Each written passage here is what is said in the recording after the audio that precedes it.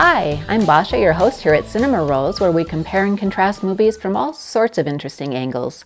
Today we're going to be taking an in-depth look at the 1970 hit movie MASH, starring Donald Sutherland and Elliott Gould. As you may know, MASH takes place in a mobile army surgical hospital during the Korean War. It was based on the 1968 book by Richard Hooker. So, if it was based on a book, how can it be a remake?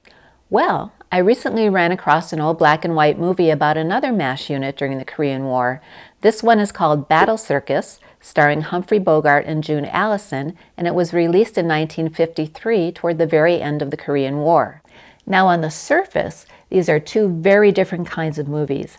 Battle Circus is a drama that showcases the everyday heroics of medical personnel as they operate under very difficult circumstances, and it also features a budding romance between a seasoned army surgeon, played by Humphrey Bogart, and a newly arrived nurse, played by June Allyson. MASH, on the other hand, is a comedy that follows the antics of three army surgeons who spend most of their time womanizing, drinking, and playing golf, not necessarily in that order. This seems to be a coping mechanism for dealing with the horrors of war, and it puts them at odds with a newly arrived nurse and another medical officer who are regular army and like to play by the book. And there you might think the comparison would end, but as I started watching Battle Circus, I began to notice some subtle but compelling parallels between the two movies, and I wondered if the author might have been influenced. So today, we're going to be comparing these movies in detail to try and answer the question, is MASH a remake of Battle Circus, or are they just two different movies about different MASH units during the Korean War? Now let's start out by looking at the sets. As you might expect, there are a lot of similarities, but there are also some differences. The aerial view of the MASH 8666 from Battle Circus shows rows and rows of tents housing staff quarters, offices, medical facilities, etc., as well as a large convoy of trucks. Nothing more.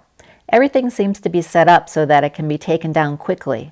But the aerial of the MASH 4077 tells a slightly different story. There are tents, to be sure, but there are also buildings made of corrugated metal, and in the distance, what appears to be a water tower. But the only trucks we see are Red Cross trucks. And there's the iconic sign pointing out the directions to cities and institutions around the world, sort of an homage to homesickness, I guess. The signage at the 8666 is a little more practical and just shows where to find the various departments. The nurses' showers at both MASH units are conveniently located outside the nurses' quarters, so they have to walk through the grounds in their bathrobes to get to them, sometimes through crowds of congregating male military personnel. This comes into play a little later. What are the living quarters like at these two bases? We can see that the nurses at the 8666 from Battle Circus are housed in tents. These tents are very basic, both inside and out. Not too many luxuries here. And the doctor's tent at the 4077 isn't much fancier, but they do have some minor luxuries. And although there doesn't seem to be an officers' club, the docs seem to find plenty of places for R&R, like inside their tent, outside the nurses' showers, and out in nature. The 8666, on the other hand, does have an officers' club.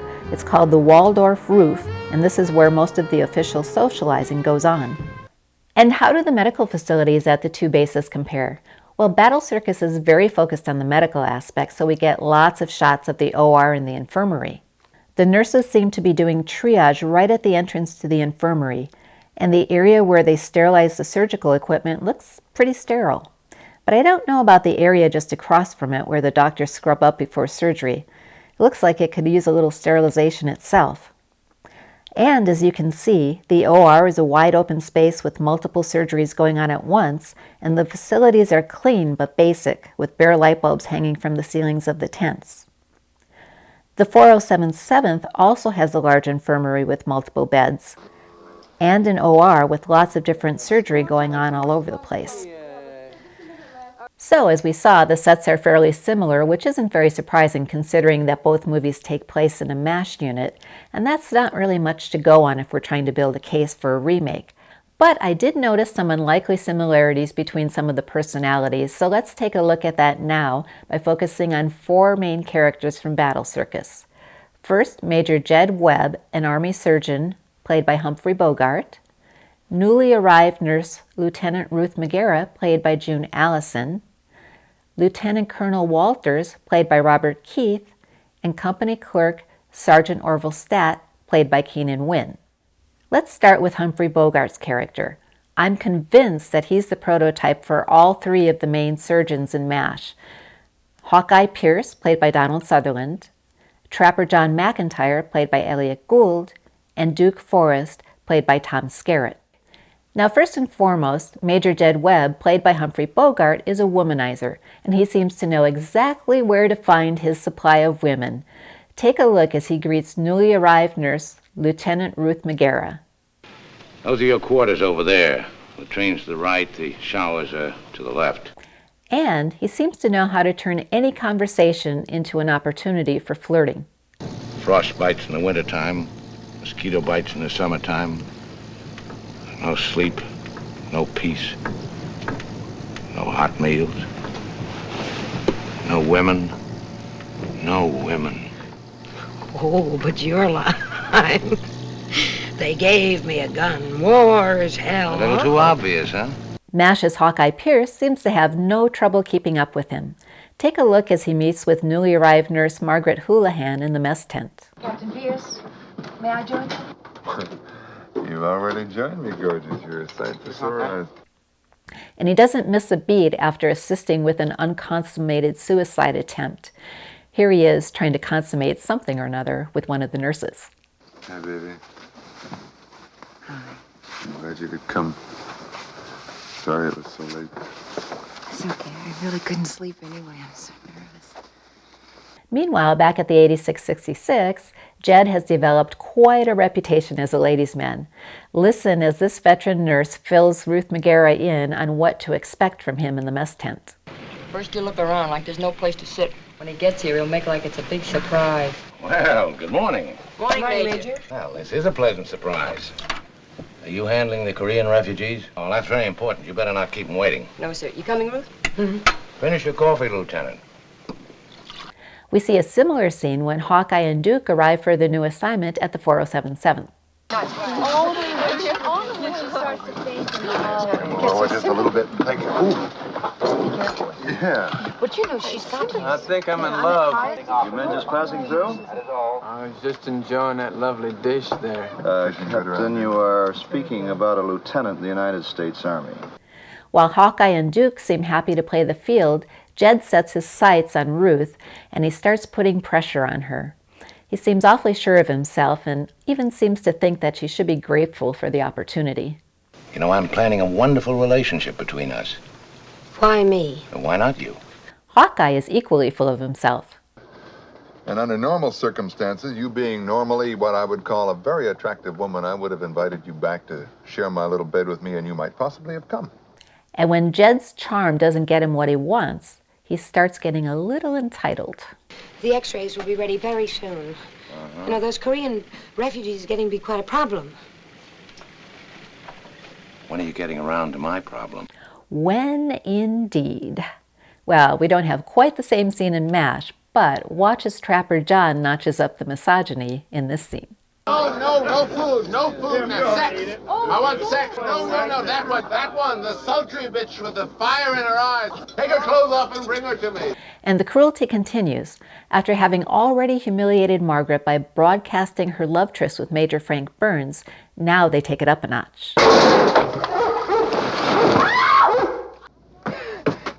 This isn't a hospital! It's an insane asylum, and it's your fault! There is a shower scene in Battle Circus as well, but this one's a little more innocent. Jed walks in on Ruth in the shower by accident, and he seems even more embarrassed than she is.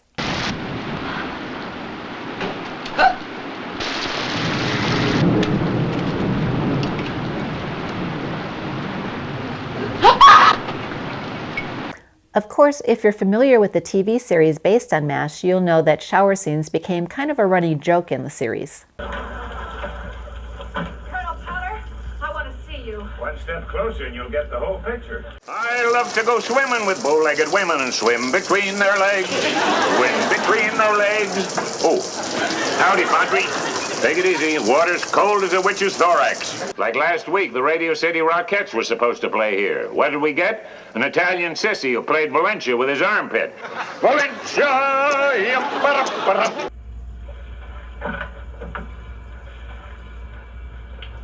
Just wanted to thank you for staying. Well, by now, you may have guessed why it is that Jed plays the field. Is there a wife, maybe? Well, is there? You know, you're about to wreck something beautiful. And while Jed doesn't seem to want to talk about it, Hawkeye is a bit more vocal about his attitudes on marriage. I'm married, I'm happy, I love my wife. If she was here, I would be with her. Those are the vows you make when you're with somebody. And Hawkeye's attitude seems to reflect Jed's attitude that women are just there to serve his needs. But Hawkeye takes it a step further. Watch as he tries to convince a nurse to perform a tender act of mercy. You have the rare privilege that happens on certain occasions to chief executives of states or nations. You have the privilege of restoring a human being's life by a tender act of mercy. If you think that your virtue is more important than Painless's life, that's fine. Another of Jed Webb's characteristics is that he's a rule breaker, and he doesn't have much appetite for the military mindset. Yes, sir. Please stop doing that, will you? Even so, he takes on a great deal of responsibility as acting commander when the CO is away, and he's in charge of relocating the MASH unit, or bugging out, as they call it.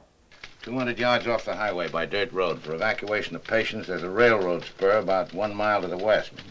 Right here. Colonel Walters won't want us to move out at night. Well, when he gets back, he can change my orders. The doctors of the 407th don't have a similar level of responsibility, and in fact, Hawkeye even notches up the disregard for military discipline when he steals a Jeep on his way to his new assignment. Hawkeye even risks going to jail, but somehow his charm always seems to get him out of trouble. Get that son of a bitch! You just stole my Jeep! Captain Hawkeye Pierce, I had a twix about you. It seems that you stole a Jeep up at headquarters.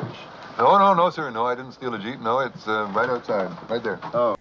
And when Trapper John and Hawkeye are in Tokyo to operate on the son of a congressman, they even get right in the face of the commanding officer and thwart all of his attempts to get control of the situation. Somebody get that dirty old man out of this operating theater. Dirty old man.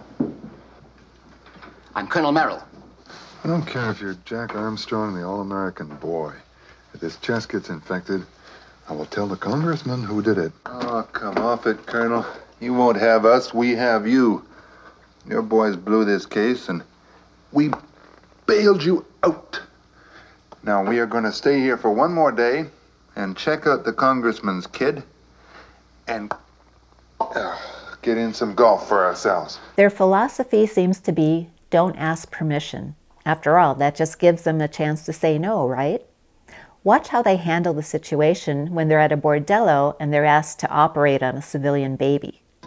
We can't, you know, the civilian, the colonel has a big thing about it, especially a native, as he likes to. No, don't tell him any more than necessary. Tell him the pros from Dover are on their way with an emergency. I command that this illegal and improper use of army facilities cease immediately. And furthermore, you can't do it. And then while he's under anesthesia, they take photos of him with the local geishas, and that's how they stay out of trouble. Of course, their extraordinary talent as surgeons is another reason why they manage to get away with as much as they do. In fact, that's the reason why they're in Tokyo in the first place. The lieutenant's come all the way from Seoul, sir, just to see you. You're Captain McIntyre?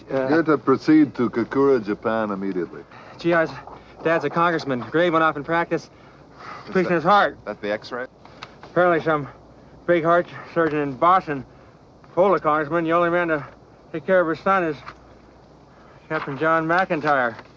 This surgical talent is foreshadowed in the character of Jed Webb as he saves the life of a Korean baby that everybody thought wasn't going to make it, including his commanding officer. How does he look? Not good. He hasn't got a chance. He would have Major Webb would take him.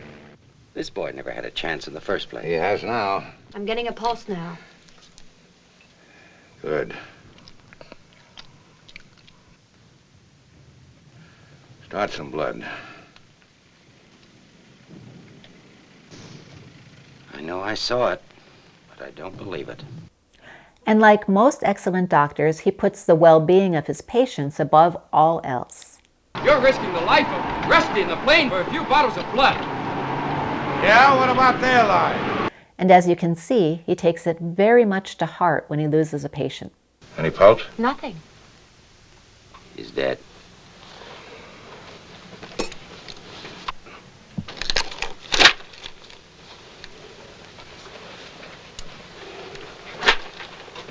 Now, another thing that Jed Webb and the doctors of the 407 have in common is that they all like a good drink. Jed's poison of choice is Scotch whiskey, which is in short supply and seems to be his only luxury. He does drink frequently, but he doesn't make a habit out of getting drunk. But watch how he handles it on the rare occasion that he does get drunk. Are you drunk? Yes, sir. Drinking and womanizing both seem to be ways that Jed has of dealing with the horrors of war. And when he doesn't manage to get to first base with Lieutenant Megara, he goes on a bender. The next morning, he's hungover when he should be in shape for performing surgery. Let's watch as he's confronted by his CO. You never did it before. Why last night? I don't know. Maybe whiskey's as much a part of our life as war. Later, during preparations for a bug-out, he's cleaning out a tent and finds a bottle that he had hidden away. He's tempted to take a drink, but watch what he does instead.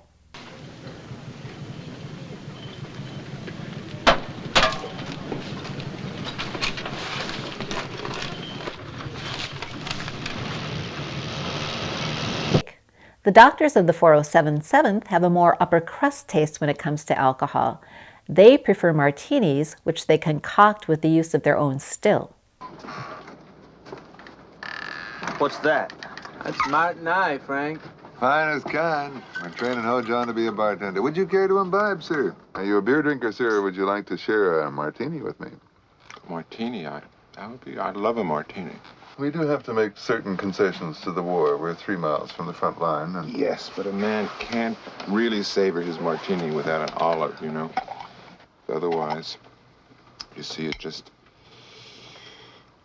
doesn't quite make it. And after we hear a public service announcement announcing that marijuana has been declared a dangerous drug, do we see Hawkeye smoking a joint? Sure seems like it, the way he's holding his breath while talking. That's another thing I wanted to ask you. I sort of new at this game, and do you have any particular method that you'd recommend? I don't know. I think my colleagues and I could come up with something. This last innovation may be more of a reflection of the decade that the movie was made in, the 70s, rather than the 50s when the story takes place.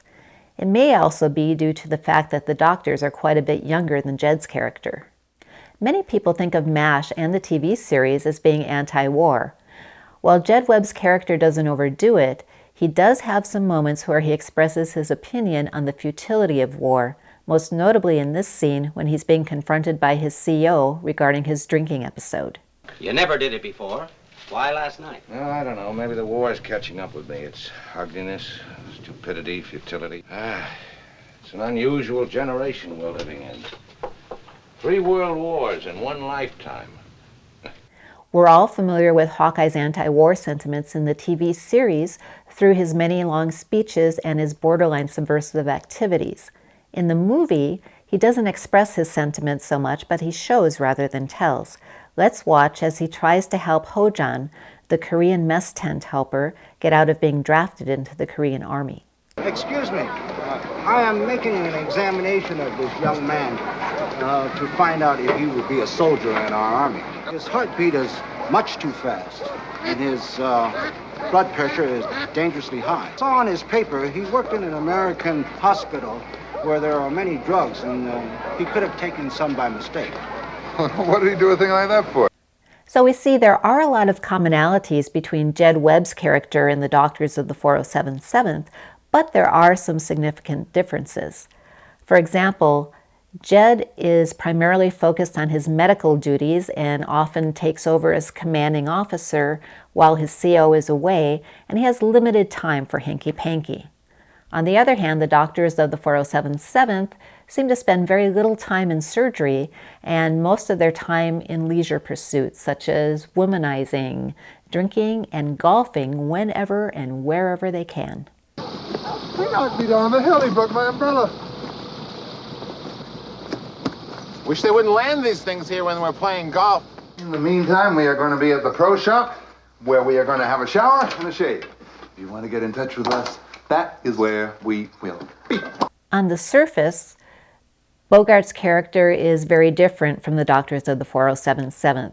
He's older, more seasoned, and more focused on his medical duties. He does share their lack of militarism, but he seems to be motivated more by a desire to help out and do what's right in the moment rather than just simply trying to thumb his nose at authority. The doctors of the 407th seem to get away with just about anything simply because they're fantastic surgeons. In Battle Circus, the CO seems to be understanding of the pressures that Jed is under. However, he makes it clear in no uncertain terms that there will be no second chance. Jed is mature enough to realize that his behavior has been unacceptable. Not so the doctors of the 407th. When it comes to similarities regarding Jed's behavior toward women and alcohol, the doctors of the 407th seem to have taken those characteristics and exaggerated them to the point of hyperbole, which is what makes MASH a comedy and Battle Circus a drama. When I set out on my journey to compare the doctors of both movies, what I expected to find was different aspects of Jed's character in different doctors from the 407th. What I found instead was that all three doctors of the 407th seemed to have germinated from the same seeds in Jed's character. These seeds include his excellent surgical skills, as well as his use of women and alcohol as a coping mechanism. And their utter contempt for military discipline could be seen as an amplification and caricature of Jed's anti-war sentiments. So, I think we've built a pretty good case for the personalities of the 407 doctors having their roots in Jed Webb.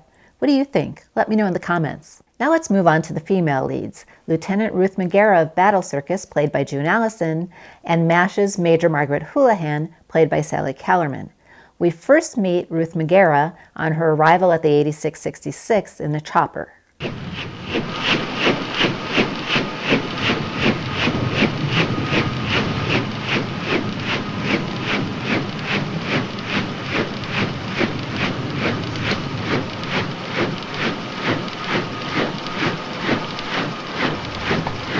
We can tell she's not exactly comfortable in a military setting and perhaps not the brightest cookie in the jar.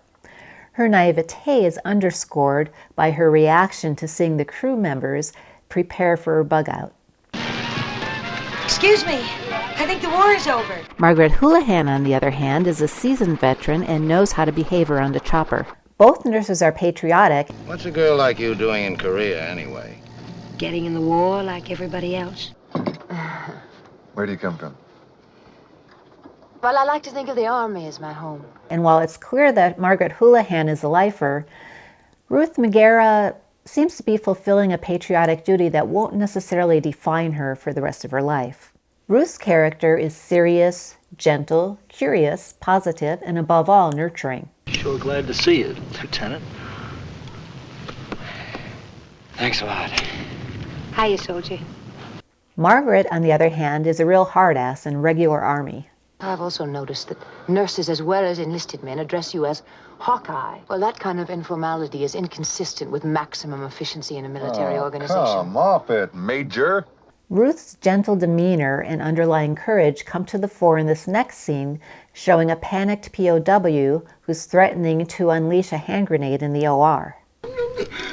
Don't be frightened. No! Oh, Mother Mary.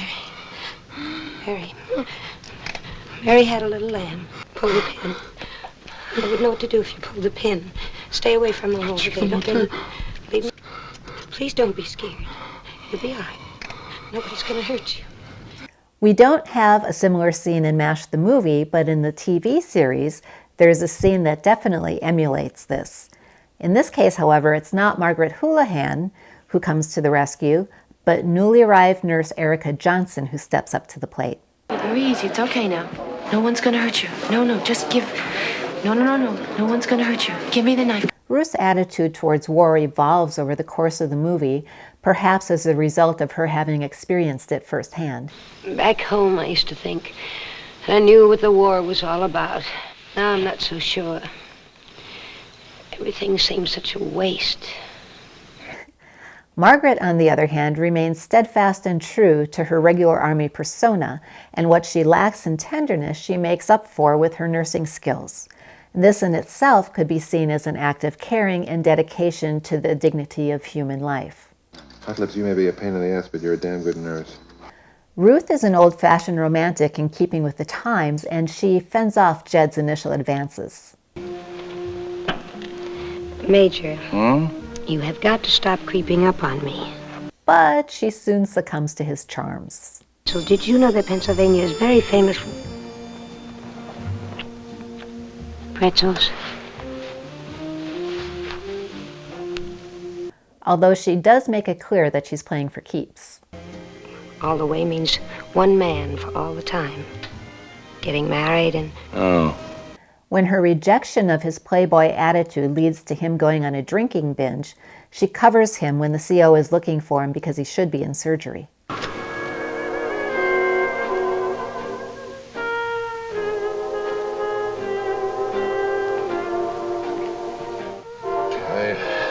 You join me in a little drink? No thanks. I don't mind if I do. Colonel Walters wants you.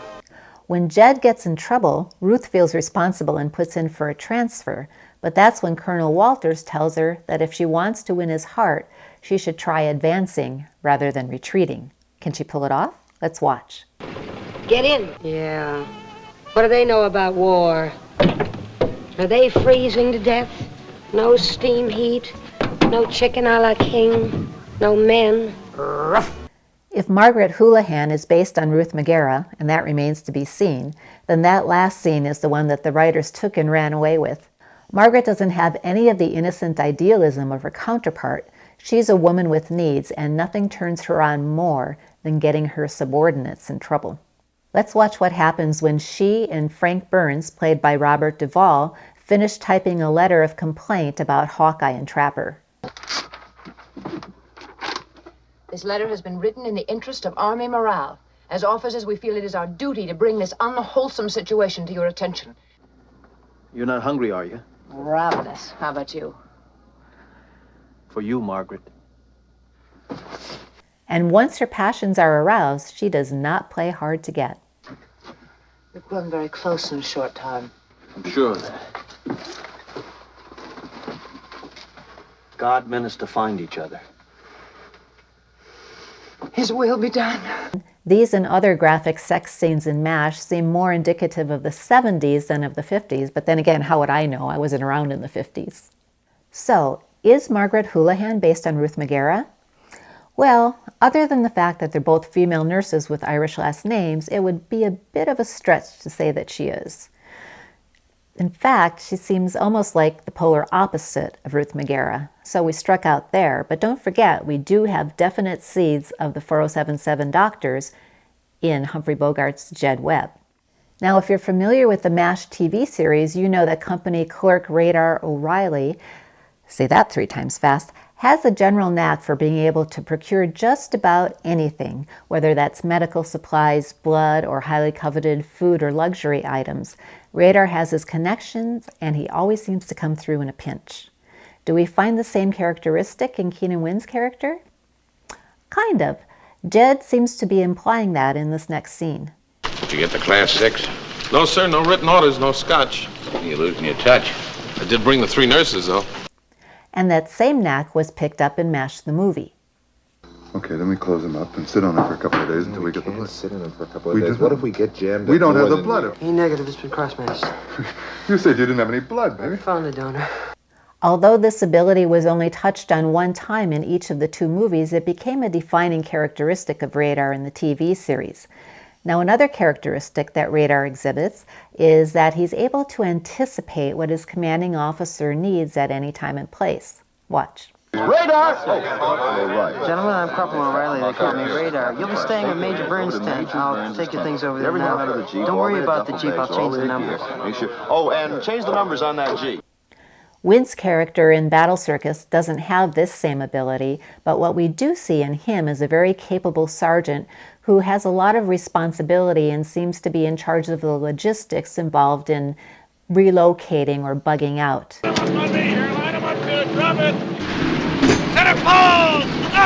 He also seems to have a lot of compassion for the local Korean population. Watch him stick up for them against a bigoted soldier. Gook's been on the move 2 days, they say. I'll give them some rice. Once they get inoculated, keep them moving. And they're not gooks. He seems to realize that he's a visitor in their country, and he even learns the rudimentaries of their language and often acts as an interpreter. How did he get wounded? Take it out on the meal. I'll talk so Dutch Sumnika. Got hit by shrapnel. Old Papa San said his mother and father got killed. Yeah, you Uji Malco, Danny. Yeah, you Uji Malco. Hey, one of you guys speak English? Look, tell him not to be afraid. Tell him he's got to go to the Red Cross.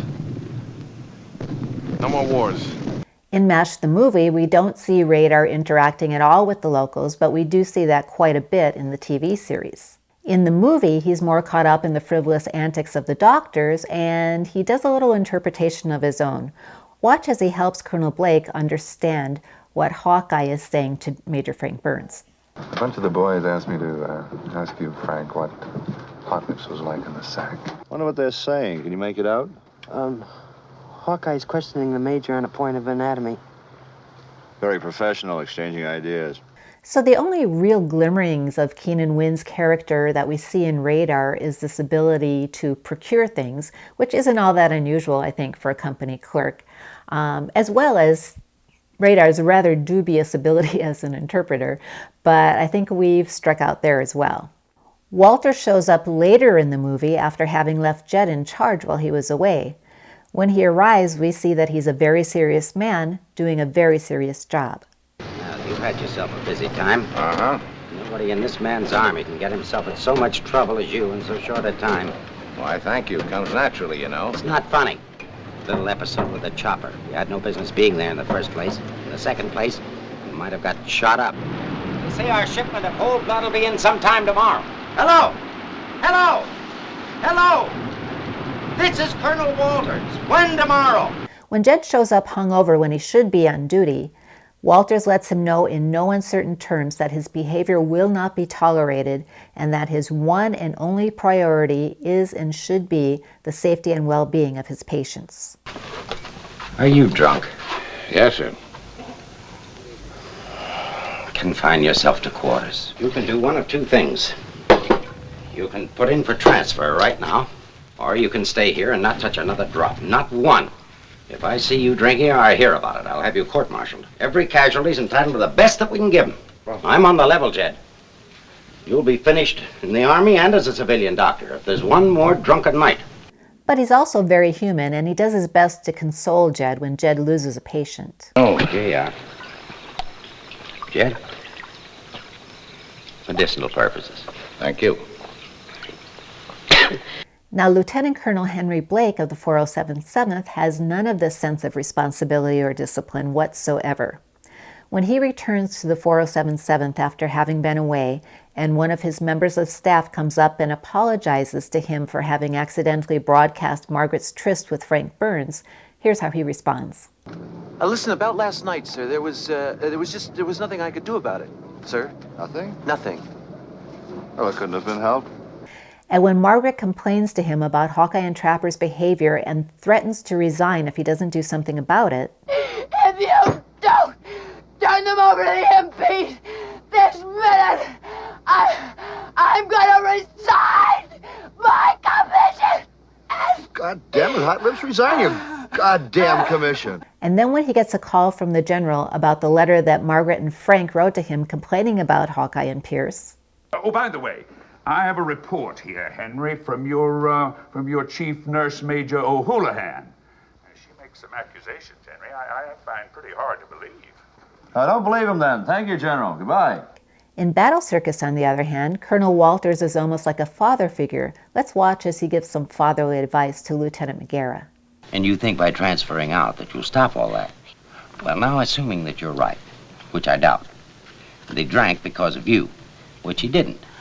Wouldn't your leaving just make him feel worse? Maybe you've been using the wrong tactics. Instead of retreating, maybe you should be advancing. Walters is a dedicated surgeon who always puts his patients first. This is very evident in the following scene where he's handing over command of the bug out to Jed Webb because he himself is injured. Whatever happens, keep moving. You've one objective now, to save your people. The only way you can do it is by getting to base hospital tonight. This trait is not passed on to Henry Blake. In fact, do we ever see him in the OR? He seems to spend most of his time in leisure activities like bedding nurses and tying flies. Radar. Yes, sir. Hold this, please. By now it should be clear to you that Henry Blake is in no way based on Colonel Walters. In fact, he actually seems to be an extension of the other MASH 4077 doctors who derive some of their personality traits from Jed Webb. And what it seems like we've got here are actually 4 nearly identical caricatures of Jed. But what MASH character does emulate Colonel Walters? Certainly nobody from MASH the movie. However, I think you'll see some pretty strong parallels between Colonel Sherman Potter, played by Harry Morgan, from the MASH TV series, and Colonel Walters. He walks the straight and narrow. He's regular Army, and he does not indulge in the antics of the doctors. You stop talking about her. You stop hating her. And you stop dating her. And he doesn't hesitate to discipline a hungover Hawkeye who has to leave the OR during surgery. This clearly parallels the scene that we saw earlier in Battle Circus when Jed was hungover. Who's got free hands? What's the matter? I need somebody to suture this mesentery while I step outside for a minute. Colonel, you know nothing like this has ever happened before. It better not be happening now. Baker, tell Pierce to get back here. Toot sweet. He's a little indisposed right now, Colonel. Indisposed? He's laying over an oil drum, throwing up. Look, you can walk around with your brains at half-mast 24 hours a day for all I care. But when that chopper hits the pad, I expect you to be able to tie a slip knot in a matchbox. It's incomprehensible to me that a surgeon of your caliber would walk into an operating room with a bag on. He's also often seen giving fatherly advice, especially to Margaret and Radar. Look, next week when you're up and walking around, you may run into Hawkeye, and you'll probably start talking about the weather or the food or something. And before you know it, you might realize he's the same guy you always liked when you looked up to him. And he's also a dedicated surgeon who puts his patients above all. So to summarize our character analysis, Jed Webb seems to be the prototype for all 3 of the doctors of the 4077th, as well as Colonel Henry Blake. Ruth Megara, on the other hand, and Margaret Houlihan are no match at all. In fact, they're complete polar opposites. Keenan Wynn's character as the company clerk has only a few things, some really minor things actually, in common with Radar O'Reilly. And Colonel Walters is a better match for Colonel Sherman Potter than he is for Henry Blake by a long stretch. Let's move on to a quick comparison of the look, feel, and plots of the 2 movies. Battle Circus showcases the everyday heroics of the medical personnel, so there's a lot of war footage, and our protagonists are thrown right into the action.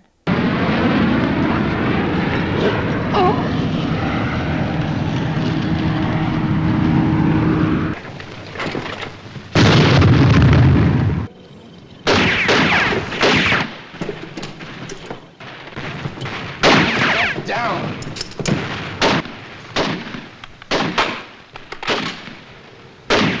In contrast, although we see more in MASH the TV series, we really don't see any action in MASH the movie, where the war is kept at a safe distance.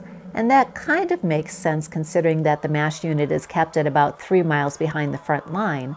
But funny thing about front lines, they have a tendency to keep moving. That's why it's called a mobile Army surgical hospital, mobile. And we see a lot of consistent evidence of this in Battle Circus, where most of the movie is taken up with bugging out, moving from one location to another and trying to keep up with the front, which is where most of their patients come from. We see them breaking camp. Side pole! Side pole! Down! Down!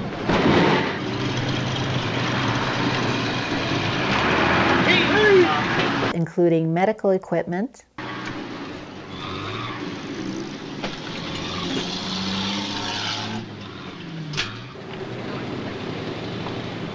And we see them burning everything that's not going to go with them so it doesn't fall into enemy hands.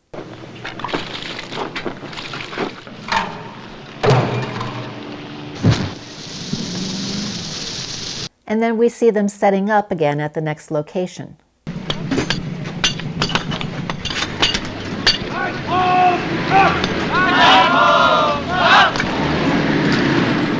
Center pole! Up!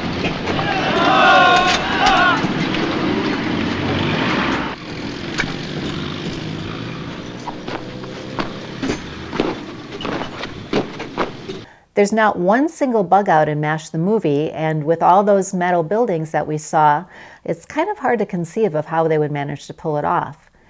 In MASH the TV series, on the other hand, they do bug out 12 times in 11 years, and although it's not as frequent as the bug outs that we see in Battle Circus, it does lend some reality to the TV series that seems to be somewhat lacking in the movie. The focus of the MASH bug outs is different. Whereas in Battle Circus, the focus is on logistics, in the one episode of the MASH TV series entitled Bug Out, all of the action takes place in an empty tent where the doctors are trying to stabilize a patient with bombs exploding all around. Can't they wait? Looks like the Army forgot to pay the rent. Tell them the check's in the mail. Sounds like the check just bounced. The choppers and the pilots also play an important role because they're the ones who bring the patients from the front to the MASH units, often risking their lives to do so. The medics and the doctors sometimes also go to the front.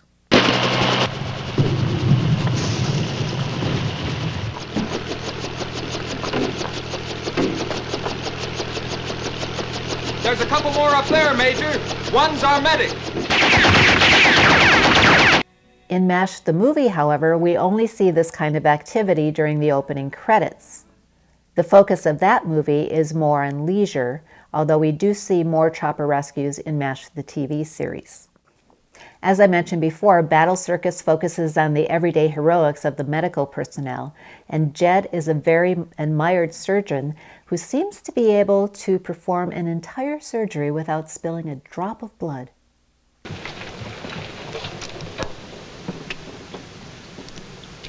This is probably just because the Hays Code was in force when the movie was made, but MASH certainly wins the award for realism in the OR. Yeah, get some suture. There it is. There it is. Suture, Mary. And give me some more of that gauze stuff. Hawkeye! Yeah, I'll be there in a minute. Hawkeye! And to tell you the truth, I personally could do with a little bit less realism in that respect.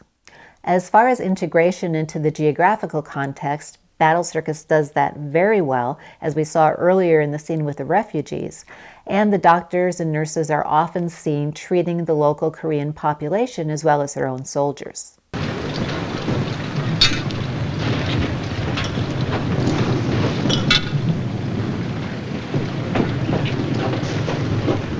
The medical team seems to be motivated by compassion with little or no thought of national borders, and they even treat North Korean POWs. Now, sometimes the language barrier can cause a problem when the POWs are faced with all that unknown technology.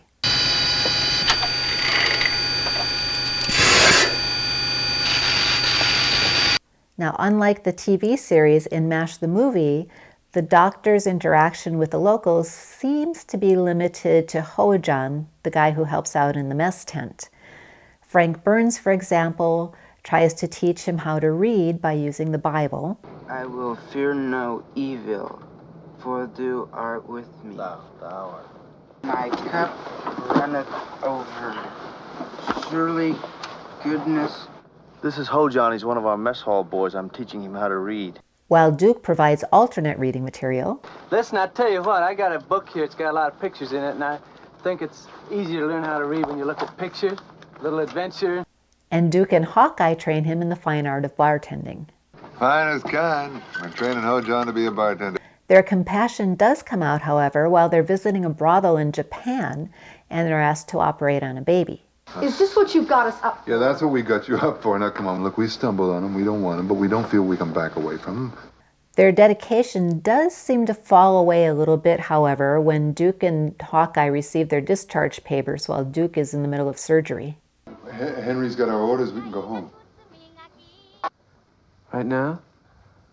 Anytime. Whenever we want. You mind if we get out of this guy's brain first?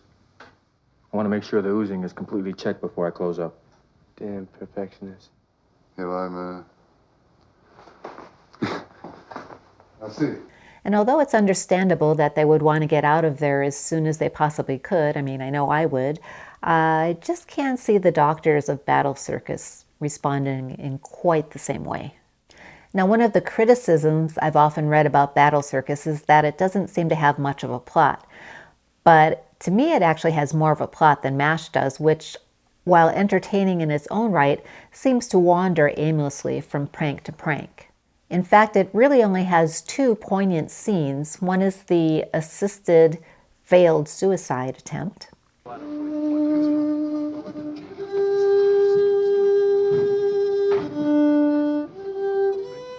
And the other scene is a scene where Frank Burns accuses an orderly of killing a patient.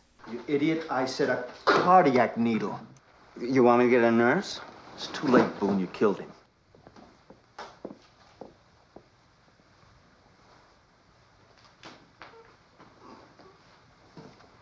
And almost the entire last 15 minutes of the movie are incongruously taken up with a football game between the 407 7th and another unit.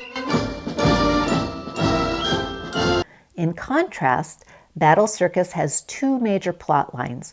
One is the budding romance between Jed and Ruth, which finally does get serious.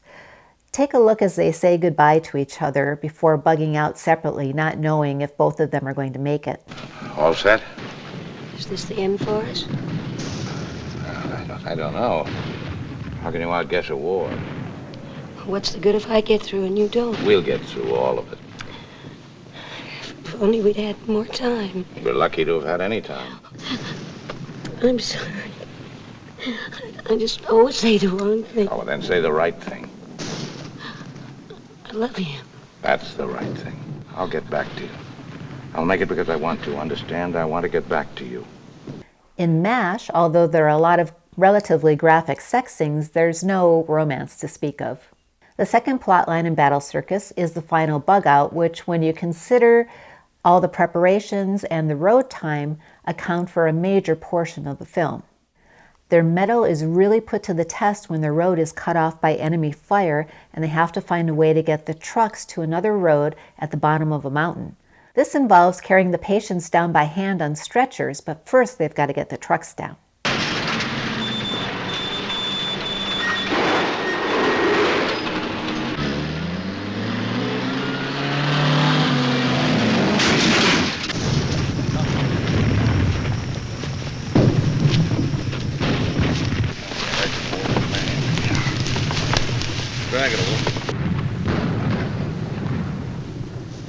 If I ever hear the infantry gripe about life in the Army, take a look at that. They haven't invented a medal yet for those people. Henry's got our orders. We can go home. Right now? Anytime. Whenever we want. Can't you sew this thing up? You got that vessel under control. No comparison, right?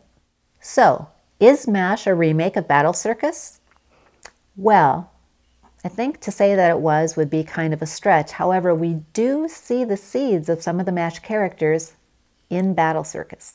None of the stories from Battle Circus are repeated in MASH the movie, but some of the stories are repeated in MASH the TV series. These include the scene where Jed is hungover and the scene where Ruth prevents a POW from exploding a grenade in the OR. So it does seem likely that the writers of the TV series may have been influenced by Battle Circus, and possible that MASH, the movie, may also have taken some inspiration from there, but we'll never know for sure because we don't know if the writers ever even saw the movie. But could MASH have had another major influence? That's a topic we'll be exploring next time when we compare MASH to another war movie that came out actually a little bit after MASH, but the book it was based on came out before. And the book I'm talking about is Joseph Heller's Catch-22. I hope you join us, so please hit that subscribe button so you won't miss it. See you next time.